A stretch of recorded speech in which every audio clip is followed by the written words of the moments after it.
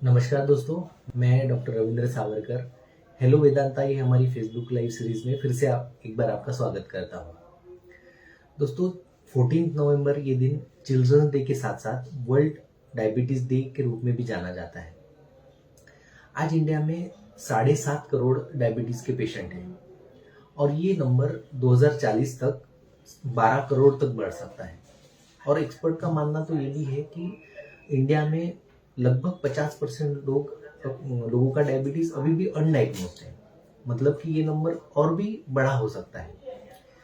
India में इतना ज़्यादा डायबिटीज का प्रिवेलेंस होने के बावजूद लोगों में डायबिटीज के बारे में जागरूकता काफ़ी कम है। और इसी कम जागरूकता की वजह से लोगों में कुछ रॉन्ग बिहेवियर पाए जाते हैं डायबिटीज को लेकर। जो कि होता है कि पहले तो पेशेंट एक्सेप्ट ही नहीं करते कि उन्हें डायबिटीज है। दूसरा ये कि पेशेंट एक्सेप्ट करते हैं लेकिन उनको एलोपैथिक मेडिसिन से कुछ खास प्रॉब्लम होता है तो वो सुनी सुनाई ट्रीटमेंट को फॉलो करने लग जाते हैं।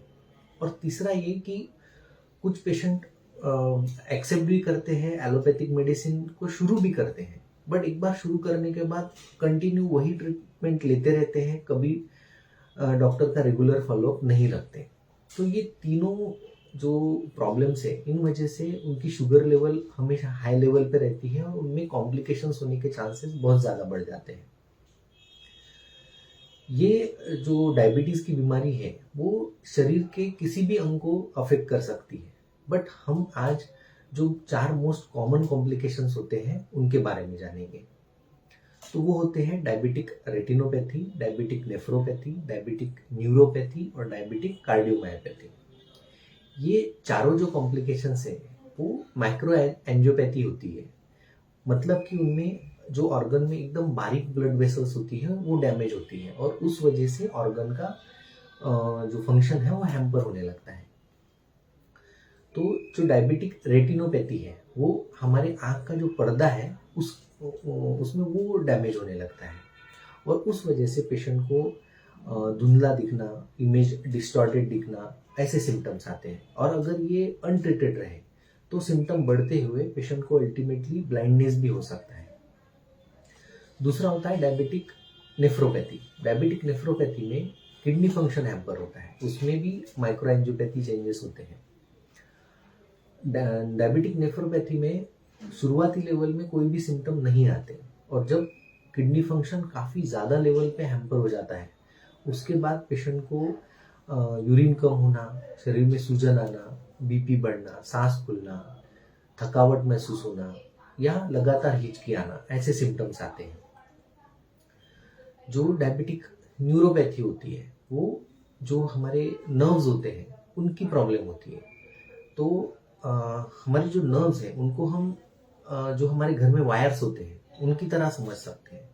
जो वायर्स में एक प्लास्टिक की इंसुलेशन कोटिंग होती है उसी तरह की इंसुलेशन कोटिंग हमारी नर्व्स पे भी होती है। और डायबिटीज़ के माइक्रोएंजियोपैथी की वजह से वो जो इंसुलेशन की कोटिंग है वो नर्व्स की डैमेज होने लगती है। उस वजह से ब्रेन से सिग्नल जाना या आना में प्रॉब्लम होने लगते हैं और उसी वजह से पेशेंट को हाथों पैरों में झुंझुनाहट होना, सुनपना लगना, दर्द का एहसास ना होना, चलते वक्त बैलेंस जाना या फिर चलते वक्त पैरों से चप्पल छूट जाना, ऐसे प्रॉब्लम होने लगते हैं। कुछ लोग बोलते हैं कि अगर दर्द का एहसास कम होता है वो तो अच्छी बात है, लेकिन दर्द का एहसास हमें इंजुरी से बचाता है, इंजुरी होने से बचाता है। और ये न्यूरोपैथी की वजह से जब पेशेंट को दर्द नहीं होता तो उनके पैरों में, हाथों में कहीं इंजुरीज होने लगती है जो उन्हें पता भी नहीं चलती। और जैसे कि आपको पता है कि एक बार इंजुरी हो गई तो वो जख्म हील होना डायबिटीज पेशेंट में बहुत मुश्किल जाता है और उसका कब गैंग्रीन हो जाए और कब वो पैरों में डायबिटिक फुट हो जाए, इसकी कोई गारंटी नहीं होती। तो इसलिए ये कॉम्प्लिकेशन भी बहुत ज़्यादा प्रॉब्लमेटिक होता है। उसके बाद आता है डायबिटिक कार्डियोमायोपैथी। तो अगर पेशेंट का एंजियोग्राफी नॉर्मल है, मतलब कि बड़े नसों में कहीं पे भी कोई ब्लॉकेज नहीं है, उसके बावजूद हार्ट का फंक्शन कम होते जा रहा है, तो उसको हम डायबिटिक कार्डियोमायोपैथी बोलते हैं। इसमें भी माइक्रो एंजियोपैथी चेंजेस तो होते ही हैं, उसके साथ साथ जो डायबिटीज में मेटाबॉलिक चेंजेस है उस वजह से हार्ट का फंक्शन कम होने लगता है। उस वजह से पेशेंट को सांस फूलना, पैरों पे सूजन आना, थकावट महसूस होना, ऐसे प्रॉब्लम होने लगते हैं। और अभी ये जो भी चारों कॉम्प्लिकेशंस है, इनसे बचने का एक ही तरीका होता है, वो होता है डायबिटीज़ का प्रॉपर कंट्रोल। तो उसके लिए डायबिटीज़ की दवा प्रॉपरली लेना, डायबिटिक डाइट को फॉलो करना, रेगुलर एक्सरसाइज करना और अपने डॉक्टर से रेगुलर फॉलोअप रखना, ये 4 चीज़ें आपको करनी ही है, तो आप ये डायबिटीज़ की कॉम्प्लिकेशन होने से बच सकते हैं। और इसके साथ साथ जो डायबिटीज़ के साथ कुछ कोमॉर्बिडिटीज़ होती है, जैसे कि बीपी, फिर डिस्लिपिडीमिया, ये जो बीमारियां होती है ये डायबिटीज़ की कॉम्प्लिकेशन को मतलब उनकी डेवलपमेंट को फास्ट करती है।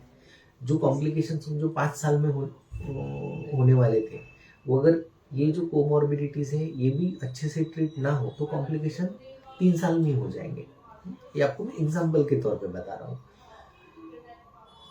तो हमें डायबिटीज़ के साथ साथ उसके साथ जो प्रॉब्लम्स होते हैं, जैसे कि बीपी और कोलेस्ट्रॉल, इनको भी अच्छे से ट्रीट करना बहुत ज़रूरी होता है। उसके साथ जो डायबिटिक रेटिनोपैथी होती है, उसमें जो फंडस मतलब रेटिना की जांच, जिसको हम फंडस एग्जामिनेशन बोलते हैं, ये एक ऑफ्थेल्मोलॉजिस्ट से रेगुलरली करवाना ज़रूरी होता है। जो टाइप 1 डायबिटीज़ होता है उसमें जब पेशेंट का डायग्नोसिस होता है तब, और अगर रेटिना नॉर्मल आता है तो हर 5 साल में फंडस एग्जामिनेशन होना चाहिए। और वही टाइप 2 डायबिटीज़ में जब डायग्नोसिस होता है तब, और उसके बाद 1 या 2 साल में एक बार फंडस एग्जामिनेशन होना चाहिए। जो डायबिटिक नेफ्रोपैथी होती है उसमें रेगुलरली पेशेंट का किडनी फंक्शन टेस्ट और यूरिन टेस्ट ये होने चाहिए, क्योंकि नेफ्रोपैथी में शुरुआती लेवल में सिम्टम्स नहीं आते, इसलिए ये टेस्ट ही है जो हमें डायबिटिक नेफ्रोपैथी पेशेंट में हो रही है इसका अंदाज़ा दे सकते हैं। न्यूरोपैथी के लिए कोई ऐसा टेस्ट नहीं होती, लेकिन अगर सिम्टम डेवलप होते हैं तो उसका ट्रीटमेंट करना और साथ में डायबिटीज़ को प्रॉपरली कंट्रोल करना बहुत ज़रूरी होता है। और डायबिटिक कार्डियोमायोपैथी में अगर पेशेंट को कार्डियक प्रॉब्लम हो रहा है तो उनमें रेगुलर इकोकार्डियोग्राफी का जांच होना ज़रूरी होता है, ताकि हम हार्ट के फंक्शन को मतलब इवेल्युएट कर पाए, और हार्ट फंक्शन कम हो रहा है कि स्टेबल है उसे इवेल्युएट कर पाए, और वो भी अच्छे से फॉलो करना है। कॉल पण येऊ शकतो तर आपण करून टाकू लवकर। हाँ, तो मैं आशा करता हूँ कि ये इन्फॉर्मेशन आपको फ़ायदेमंद साबित होगी, और अगर कुछ क्वेश्चंस होंगे तो हम क्वेश्चंस लेते हैं। तो इसी के साथ मैं ये वीडियो को मतलब पूरा करता हूँ, और आपको और आपके मतलब आपके जो भी चिल्ड्रंस हैं उनको हैप्पी चिल्ड्रंस डे, और जो अडल्ट हैं उनके अंदर के चाइल्ड को happy children's day. Thank you.